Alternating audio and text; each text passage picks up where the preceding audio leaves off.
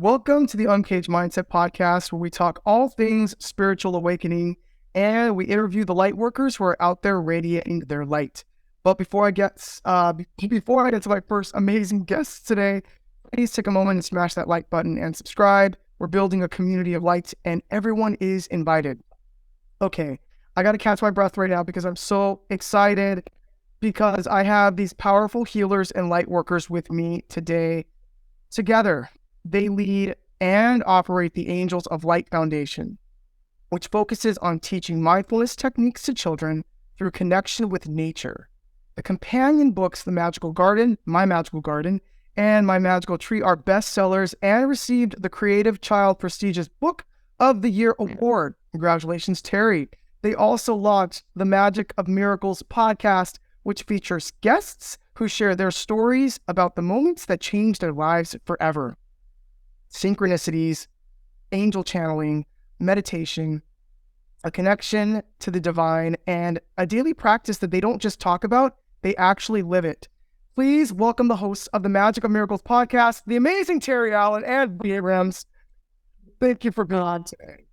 No, you're welcome. Thank you, darling. I think that's probably the nicest introduction anyone's ever given us. So thank you so much. Sure, Charles. Thank you for the introduction. Yeah, it was beautiful. And obviously you were on the Magic of Miracles before about, was it a year and a half ago? Was it? Over a year ago. Yeah. Yes. So yeah. Because you had a divine moment as well. Yeah. I did. Thank you for having me on it. That was, I almost feel like lost time when you say a year and a half ago. And when I think about when I was on your podcast, like where we were in the world, I'm literally checking in with myself right now because I feel like there's lost time. You know, you started that podcast during the lockdown, correct? Yes, we did. Was it 2021? 2020. Was it 2020? 2020 we started a podcast. In lockdown we started that podcast because we wanted to bring a level of kindness, a level of positivity to the world and to a lot of people, and the feedback has been amazing.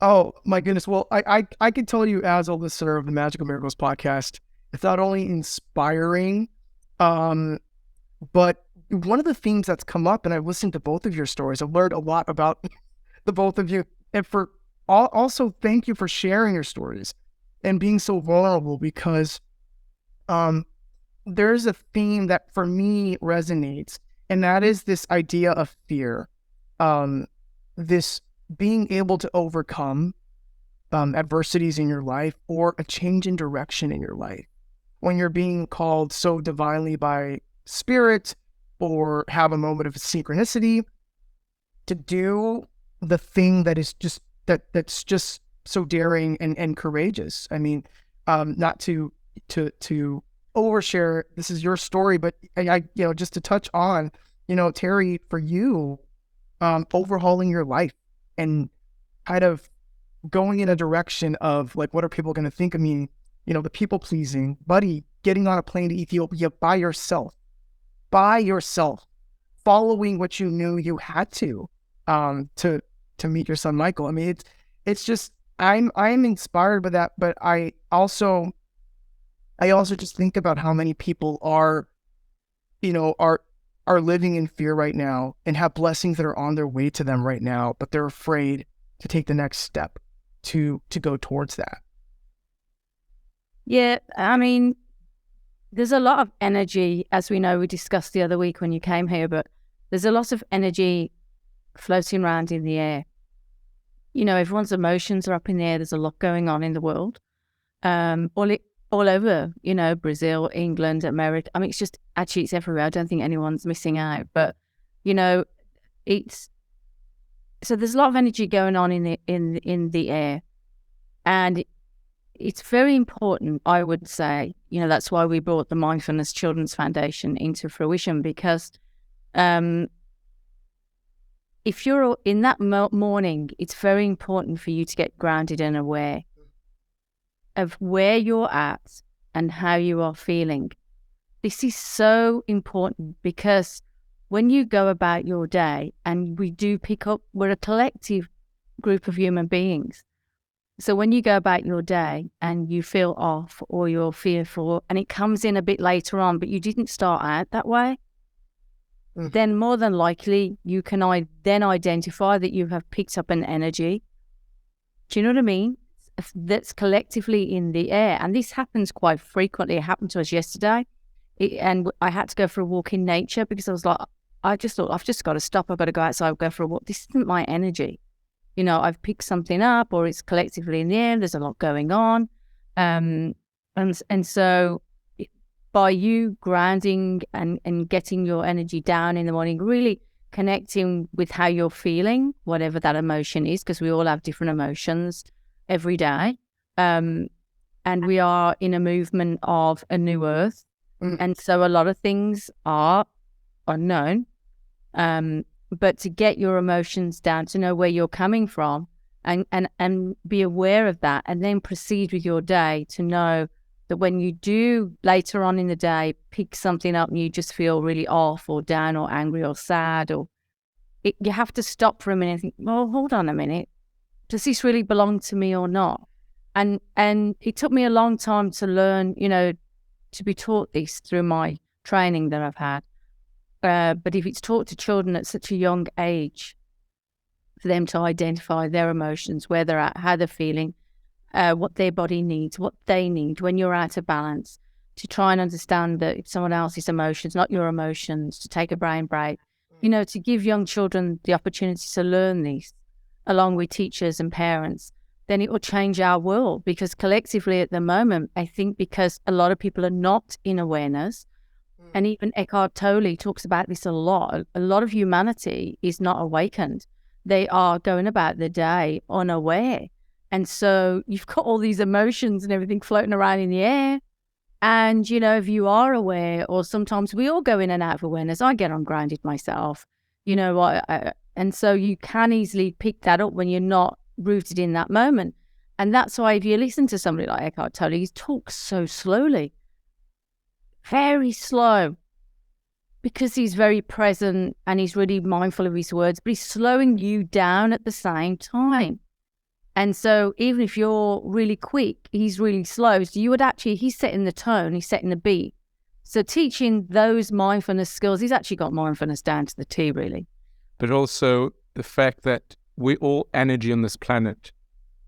Every single one of us are energy, and we can pick up emotions from different people. We can pick up from situations that's taking place. Let's say there's a situation going on in let's say parts of the Middle East or in Europe or some or the other. It will affect every single one of us. It doesn't mean that we are isolated and we are, okay, I should only look after myself, but we are one on this planet. We are one, but for me, it's we are oneness, but not to go into that emotion. Correct. That's the key, to stop, pray, send angels, identify, okay, it's not mine, but let's send this energy, a pink bubble of love and light out to the world. Let's just do that. Let's not carry on with that, because if we carry forward with that fear of where people are, and, you know, there's a lot of things going on everywhere and people are fearful, and I understand completely. We all go into fearful moments. I'm not saying we don't, because we do. But it's just when it doesn't start off that way with you, or anger or whatever is going on, but to really, you know, try and be in the observing mind. So it's always a good way to check in with yourself. So for instance, with your friends or the community that's around you or whoever's around you, whatever discussion is taking place, that's a reflection of you. Yeah. So for instance, if someone is losing their job or there's something going on, that's a reflection of you. So that's the energy that's around you at the moment. But it has to be more than one message. Correct. So you'll hear it 2 or 3 times and you think, uh-oh, what's going on? Going on. It's around us. We need to be careful. And that's being part of being in the moment and aware of conversations and thoughts and responding. Correct. Yeah. Wow, I'm having chills right now because of all of what you just said. I'm receiving it and processing the fact that we are all connected, but at the same time, the oneness, which is also a beautiful thing, can also impact us. So we have to then kind of disentangle in a way and stay grounded, but also, buddy, still pay attention of the signs and symbols that are happening around us, because that's part of the energy field. It's that awareness. You've really got to get it down. So you have to slow yourself down. And I can be very quick. My mind is very quick. I've had to learn to calm myself down and my mind down and my body. And I can still, the energy's very heightened out there at the minute. Intense. It's very intense. It's very quick. And if you're not grounded, it will take you off into that moment. And so that's why I know I'm referring to Eckhart Tolle, but he's dead calm. And he thought, right, okay, let's just go with this voice. And there's another one called John Blake in the UK called, I think, Spiritual Unfoldment. I think something like that. Dead calm, dead quiet, the way he's talking. So I listen to these when I know, okay, or I take my mind back to my breath, to count. Breath work is great. We have lots of free meditations on our Children's Foundation. And one is breathing, the stop technique, rain, all these little simple things that you can do, stop to observe, see what's going on, and then proceed. All these little things that can be taught at such a young age. Could you imagine the mental awareness of children then would be, amazing. I mean, I noticed with our son, because we taught him from a young age of 2, he just got an award this week at school for open-mindedness, but he's very... I'm not saying he doesn't get ungrounded, because all children do, he does, but he's very aware and he knows when to engage and when not to engage. I've noticed that. So I follow him quite a little bit, he doesn't, it's not really anything to do with me. He reads the energy. Yeah, he really reads the energy. And what's interesting now, the other morning driving to school, where he says, Dad, can I ask you a question? I'm like, yeah, sure, no problem. He goes, history? I said, yeah. He goes, it's all about the past, right? Because it's about stuff that happened in the past. And I'm like, yes.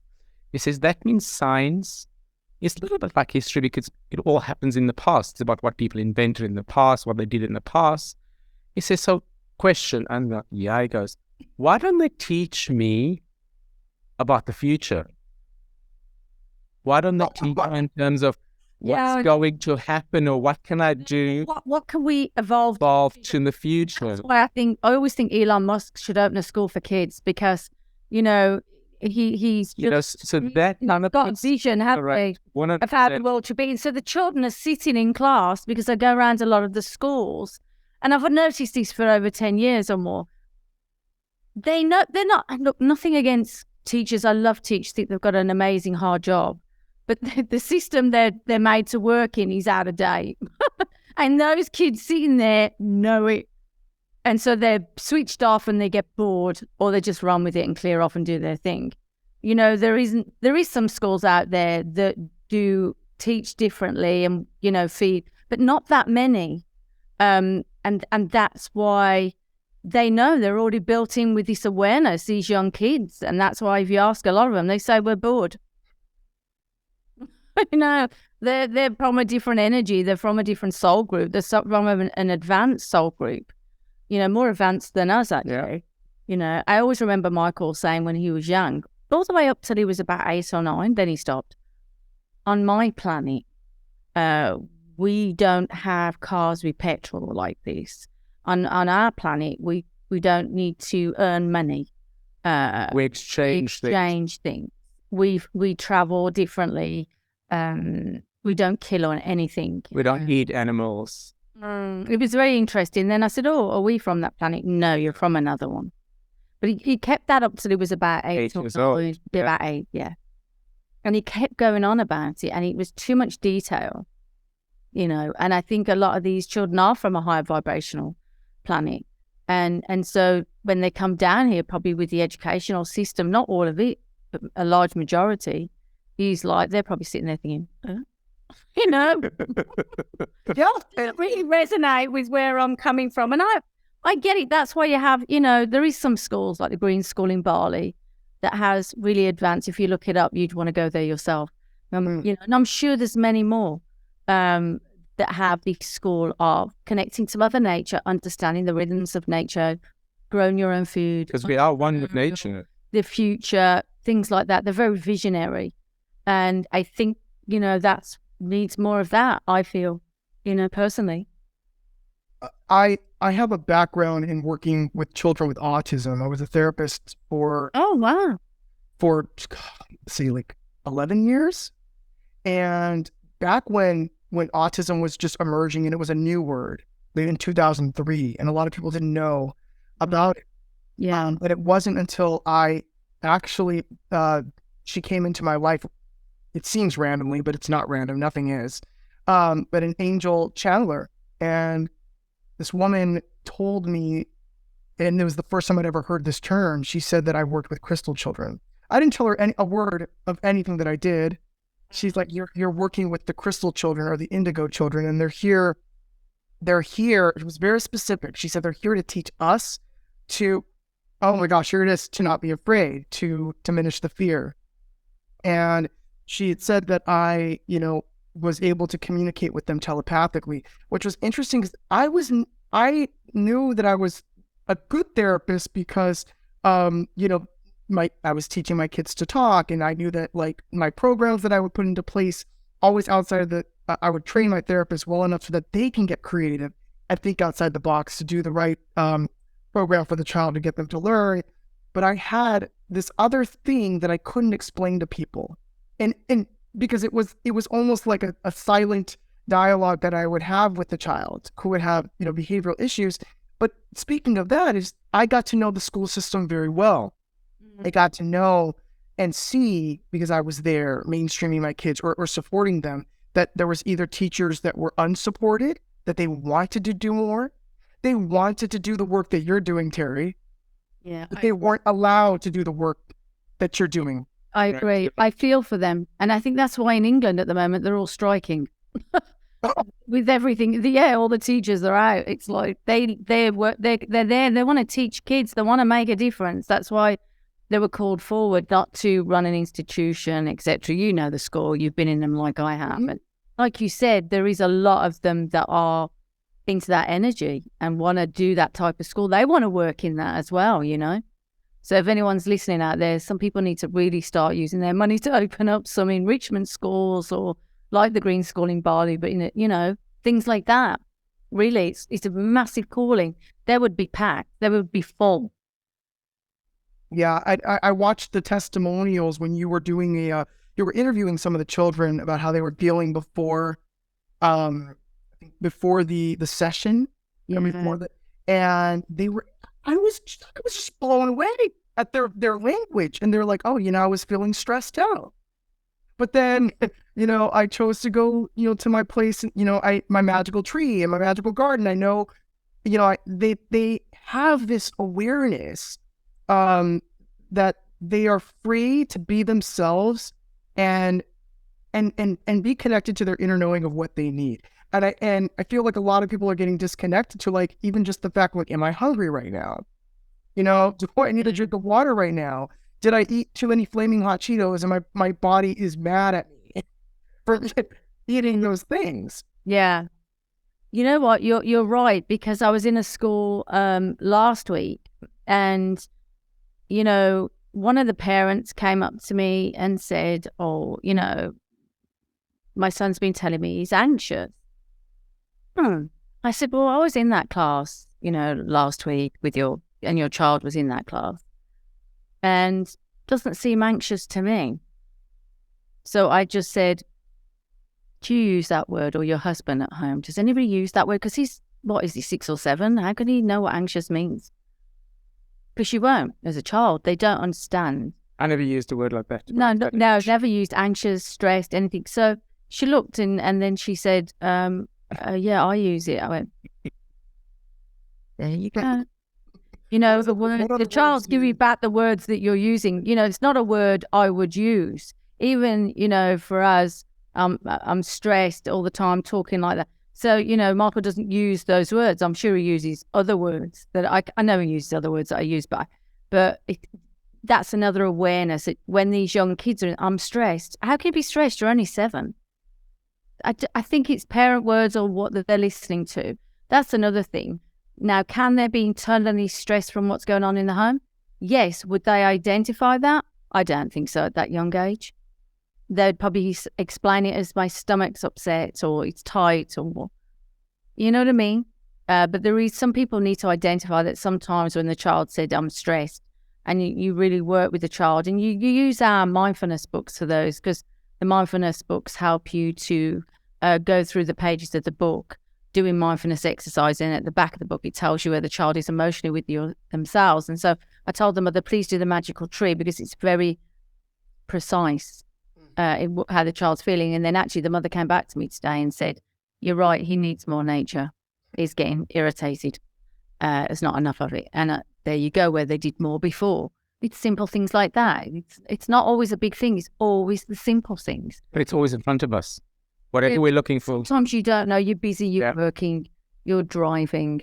The parents got more than one child. That's why the books are so great, because you can identify what's going on emotionally with the child, and it tells you how to balance them holistically, simply, with simple techniques. It doesn't cost anything, No, but the program works. 100% it works. Yeah, it does. It does work. Works. We've 15 years. Terry's done this works in Dubai. It's done parts of Europe. So it's worked. In America, it's worked.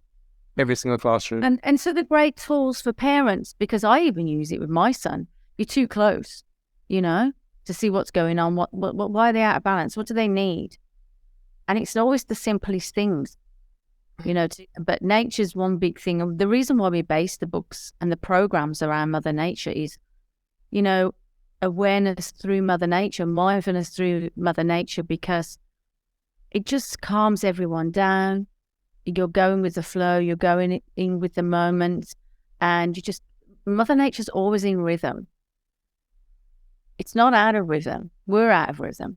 So, do you see what I'm saying? And that's where we've all come. That's why there's this huge disconnect. I mean, just today, my girlfriend Katie has got a Peace for Animals foundation, and she shared with me a big whale that's been washed up on a beach in Hawaii. Huge, it's dead, it's full of plastic. That is Mother Nature saying to us, get your act together, guys. It's like in our face. It's like throwing the dustbin back full of, poo, it's the whale, God bless it, but inside it's a dustbin full of plastic. That's the universe. When we read Mother Nature, we look at Mother Nature, like the shamans are really good at that. They're interweaved into the energy. They know when something's off. And so it's about children. The garden is their mind. What do you plant in it? What do you feed in it? What do you water it? What do you like to put in it? And a place where you can go, even if you're in a hospital and you're not in being able to go outside, you can bring it still, the connection in. It's there. Mother Nature's so powerful. Wow, Terry, I have chills by what you said, that your Mother Nature's not out of rhythm. We're out of rhythm. And getting back into rhythm is either what humanity needs to learn, or there's a lot of unlearning that needs to happen. The programming, the messages, keeping people asleep, and spiritual awakening. In discussing that, I think there are forces that want to keep people asleep. Because they go on about climate change. Let's get rid of the plastic and plant more trees. Hello. It's not that difficult. Wait, what? This is breaking news. More trees. Not about electrical cars. It's simple. It's plastic. Clean up the land, clean up the food, plant more trees, get rid of the plastic. Well, do people have, yes, get rid of exactly. Do people have, okay, I'm going to say this just to speak for anybody listening or to play the other side of this. I don't have 10 minutes to go to nature. I don't have 5 minutes to take a deep breath. A lot of people believe that they don't have this time. What do you say?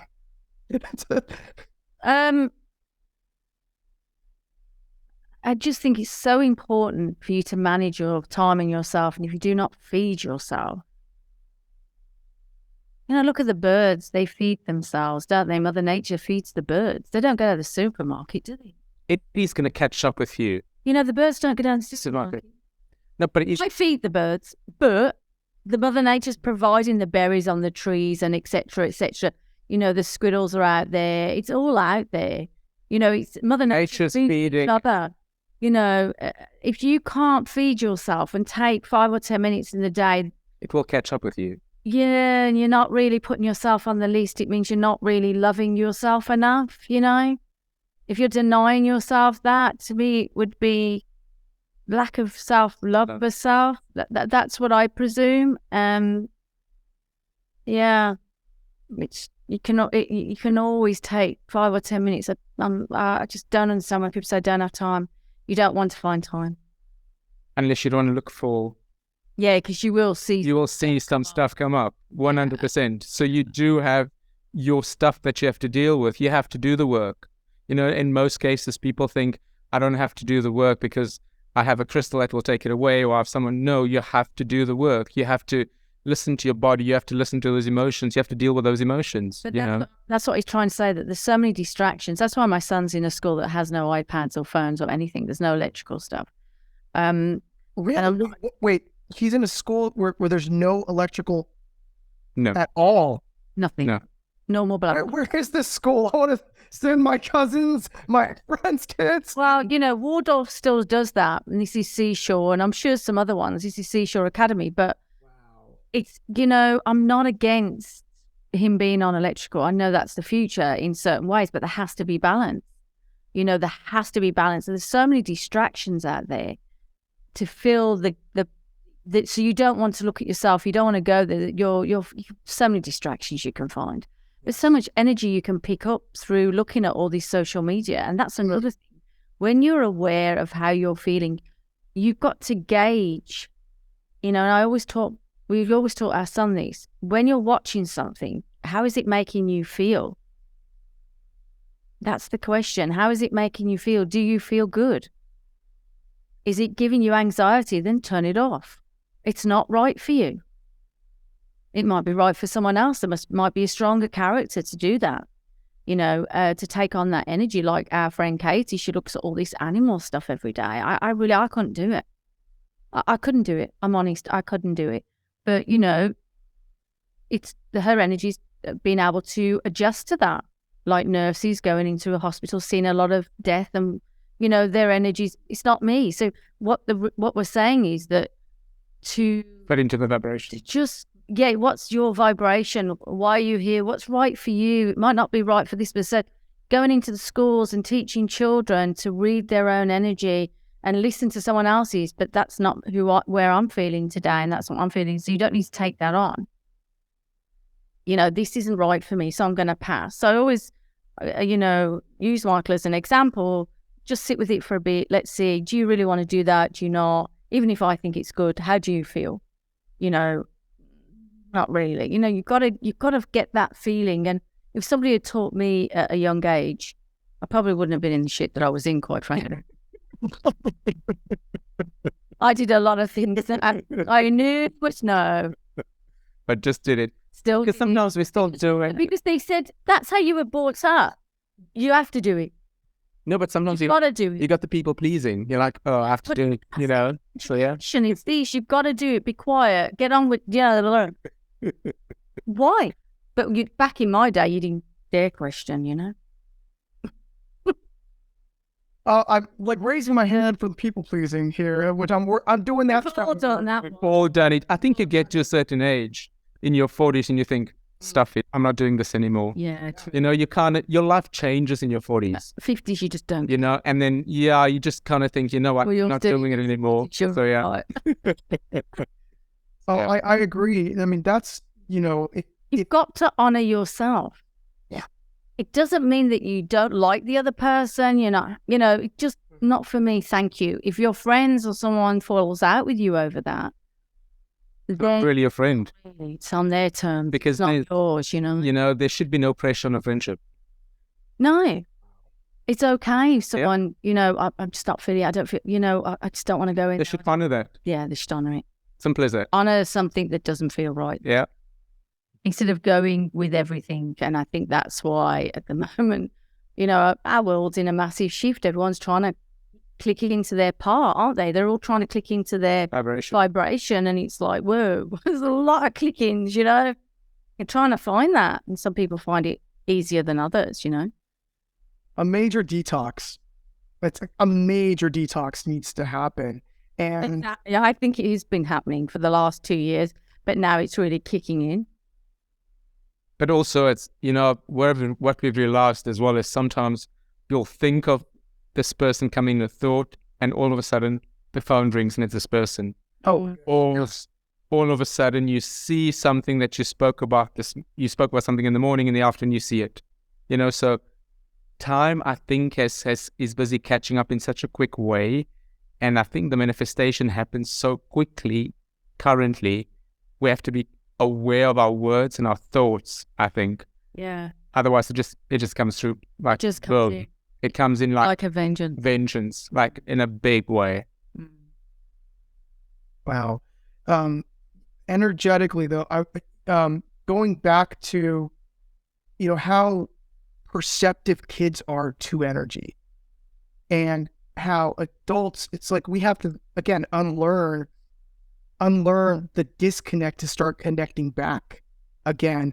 I was just, a thought crossed my mind, Terry, about just envisioning how you're teaching these concepts to kids about checking in with themselves, energy, and Buddy, you mentioned vibration. And a lot of adults don't think that kids understand these concepts, but they understand it better than we do, because they've come into this plane already open, or open, and they've seen nature to be magical. They find everything out there magical. They learn through all their senses. But also, children are born to hear nature and feel everything until it's probably, like you said, knocked out of us to the point that it's always still there. It just needs to be reminded. But it's, it can be dulled. And I think that when we take them into their mindful garden or magical tree or magical garden, I just see a light bulb go on with the children. And I think it's a realization that we are from there and that we're not disconnected. And that's the excitement. And I see that everywhere in the world, wherever I've gone. It's not just, even people have come back to us from hospitals with children that have cancer and don't get out. And they've used the books in the hospitals and the meditations and the visionary things that we have through videos in nature. And they instantly feel different. That energy's coming to their bodies. And that's what the Native Americans and all the shamans around the world work like. There's no disconnect wherever you are, in a room, out a room. Once you're entwined with that Mother Nature energy, we're born from it, we die and you're put back into it. So, children reflects everything. Yeah, they do. They reflects how we feel and what do we do. So they reflect. But also what's interesting is that we had a fantastic testimonial from a family that has got a son that is special needs. And it's changed the entire dynamic of the entire family by just implementing. Well, she used the book. She didn't buy the book for her son. Yeah, I think he's 17. 17. And she bought them for her daughter. And then the son said, could I, because he has very bad special needs, and it couldn't communicate with her really well. And so there was a lot of frustration. And so she sat down and thought, let me try the books with him. Communication tool. Because whatever he chose told him what he needed in the back of the book. And the whole dynamics of the family, everyone's calmed down, everyone's a lot happier. He gets the books out to communicate with her. And I'd never have thought that. Allow the programs and the books to just grow themselves and go where it's needed to be used as tools, But yeah, we did she gave us a great testimonial on that. It was amazing, and it was just wonderful to see. And she did talk about it a lot and share it a lot within her community. Oh my gosh. It's like you gave them their son back. That's what you said, actually. That's what you said if you listen to it. You listen to it on Angels Light Children's Foundation website. That's what she said. That's what she said. Exact words. It's what makes you a healer. It makes you light workers. It's when you feel called to plant the seed, not knowing how far it'll go. I love that. That's beautiful. Not fully understanding how far it'll go. And yeah, because I think you're given it's like you're given the foresight to see what you're meant to do, and you can choose to go towards it with that vision or not, and use your gifts for that purpose of what you see in your mind's eye. But the rest, they don't show you. I just love it when I see the light bulb in the child's faces and their eyes. It gives me so much joy.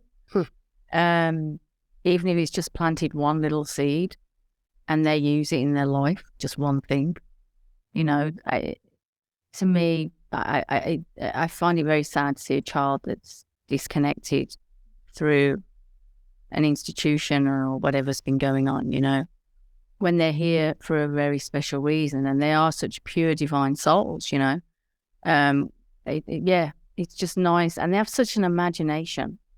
The magic is so much easier to work with them. They're easy to be flexible. And I find the children, you're right. What Buddy said earlier was the fact that they are, if parents and teachers or educators, therapists, if parents even just be aware of the messages the children are trying to give their parents, it's powerful. Do you know what I mean? Wow. It's like, listen to the message that's coming through from your own child. Mm-hmm. Yeah. Mm-hmm.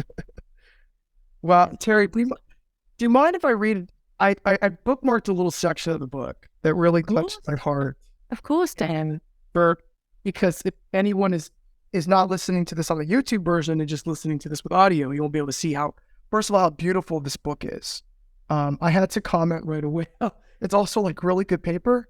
It's like really good. It's like cardstock. I'm like, woo!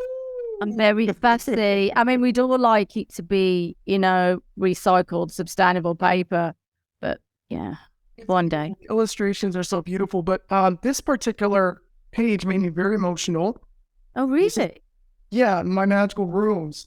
And there are depictions of several rooms here: cozy room, playroom, a cave, several other rooms, and the child can kind of choose which magical room they like to visit. But I bookmarked this section here, which is, I'm going to read it. Decide how you're feeling.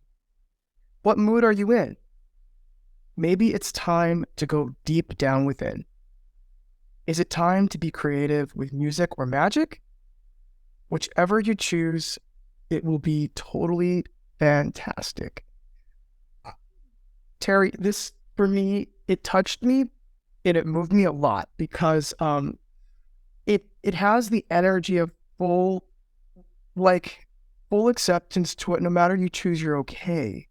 You're like, okay. And that is a huge seed of healing You mean whatever you choose, whatever you do is all okay? It's all okay. I never looked at it that way, actually. It's interesting how everyone has their awakening moment through maybe, like you said, one word, okay. One word, and it's you're okay. Most kids don't have to be taught how to express themselves or to play. They just create and they use their imaginations freely. It's not until an adult comes over and looks at their drawing and says, "Oh, that doesn't look like a giraffe. No, that's not an elephant." And it can change the child's worldview forever because in their mind's eye, they were creating. They were just creating. You're right. Yes. And the page has a lot of meaning for me too, because I know. See, that's why I'm saying this is for adults too. It's not just for kids, but having a safe place to go, having a safe place to go when you feel scared, when you feel frightened, when you feel, mom and dad are fighting, or you feel like I'm overstimulated. Am I allowed to have some time to myself? Whatever you can go to a place in your mind's eye, or just talk about it and it'll be okay. Or to say, no, I'm gonna play with my friend, Timothy. Oh no, Timothy's not real. You can't stop talking to Timothy. That's behavior problems. It's not. But you know what? It's not. You're right. It's a place where they go because that's I always went into my garden. That's how it also started. I always did my meditations and all my clients in gardens, as you know yourself. And everything's around Mother Nature. And so that's how it also formed as well, the magical garden, because that's all the meditations that I did.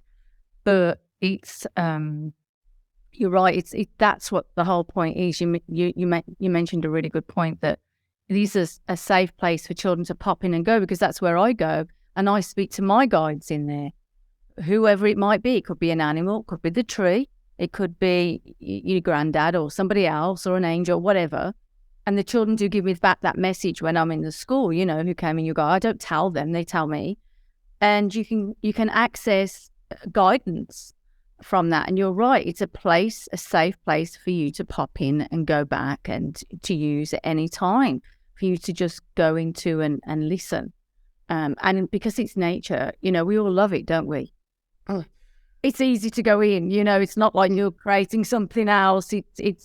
It's easy to go in there, and everyone's got a different garden. And that's why I get all the children to draw their trees and gardens, because they're all so unique. And some are different planet-looking gardens, some are crystals, some are space gardens. They're all different. But it's just good to get in that mindset of that child, where what their garden looks like to them, where do they feel more relaxed? It's very interesting. So yeah, you touched on a good part there, and I think also a very powerful word. Like, just one word stood out to you in the entire book was okay. Yeah, it's that simple. I mean, and every adult, I think, no matter who you are, wants to hear that they're okay. Which is why I feel so many people are going through a spiritual awakening right now. At least I feel it, because they want to feel okay, or the energies are suddenly getting so overwhelming that they're forced to do the shadow work right now.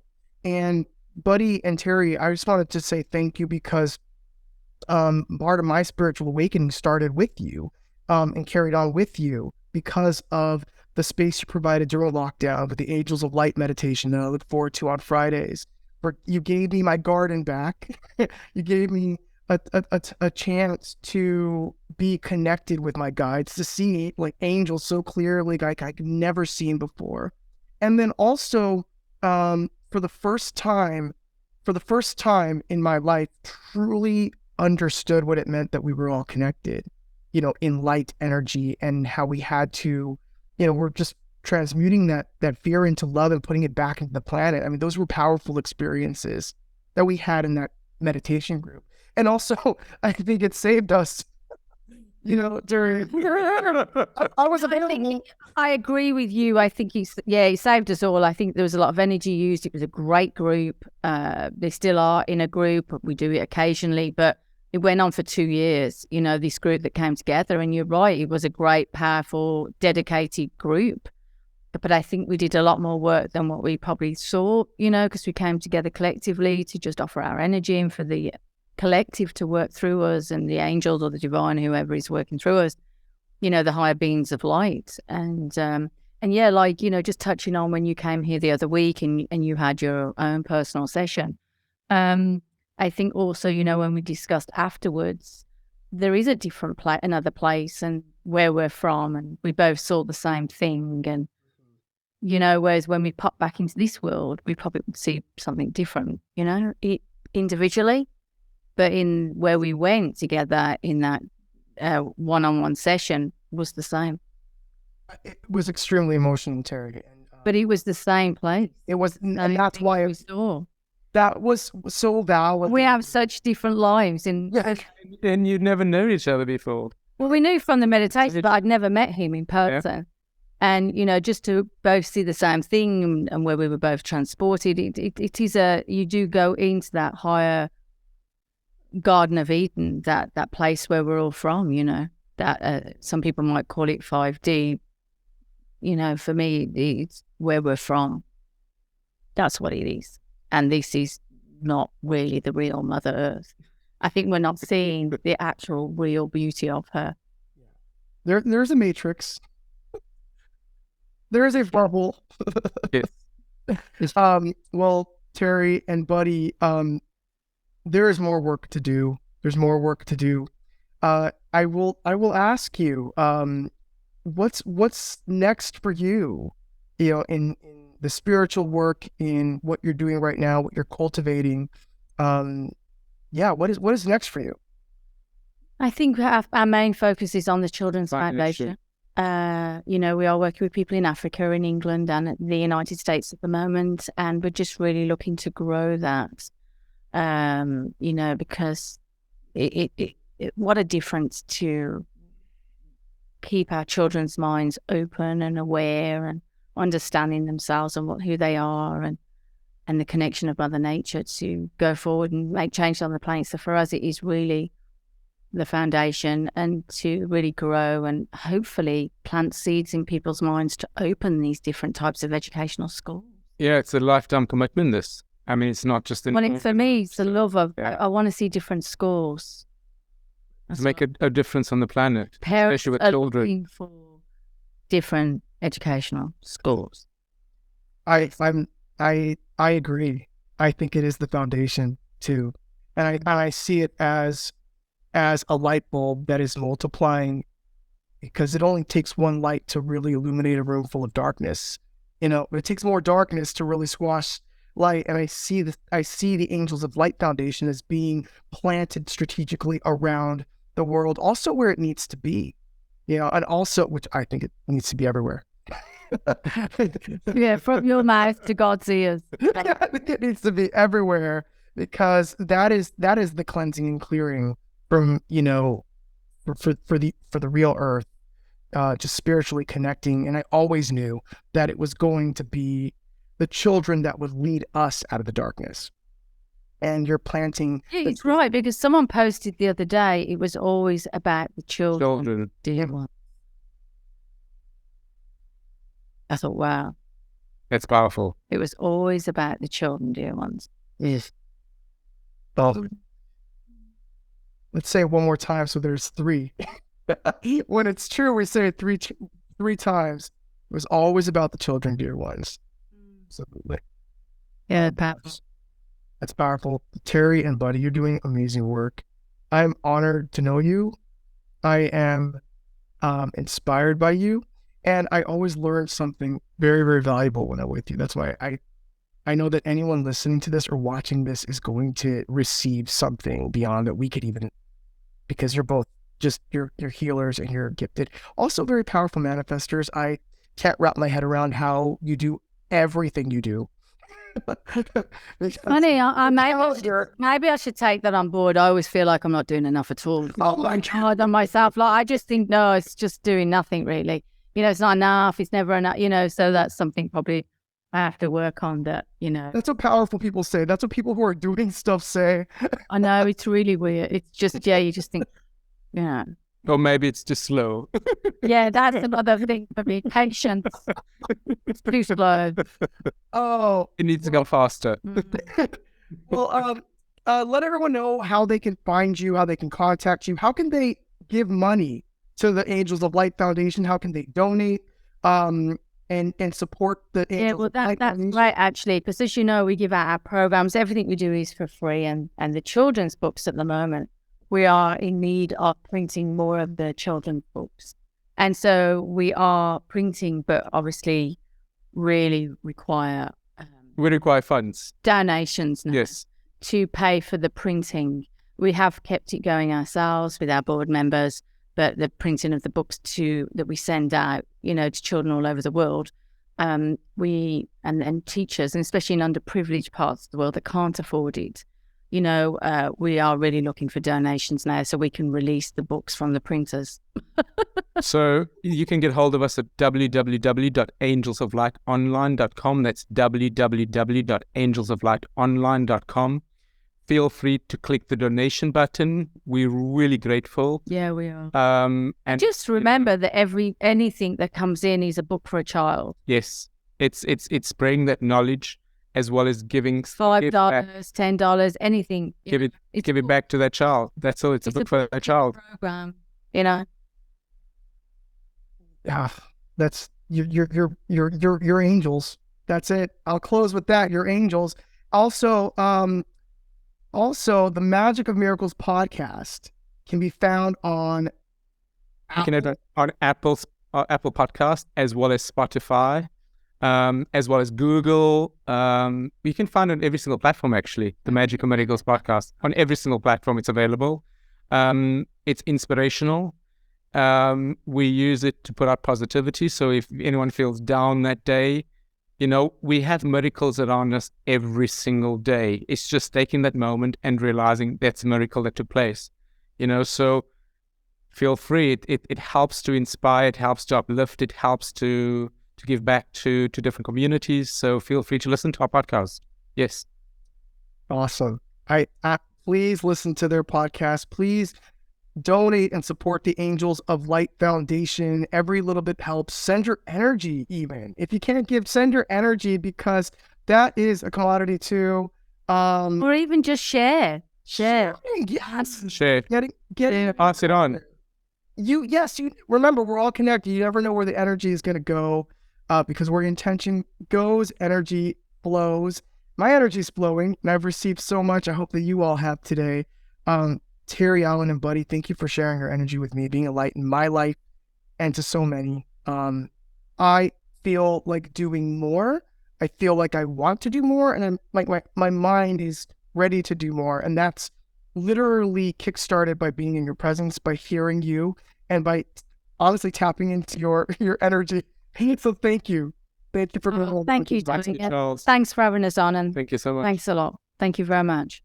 Oh my gosh, with a heart. We're really grateful. Thank you. Thank you. Okay. I'm just gonna close with my most vulnerable and honest statement, which is I don't know how to say goodbye to these two amazing angels, but we'll see them soon. Promise you'll come back. We will always. We've got so much more. We didn't even scratch the surface. We have more to talk about and discuss. For sure. As everything is changing. All right, let's get back into nature, everyone. Thank you, Dan. Thank you. Love and light. Thank you.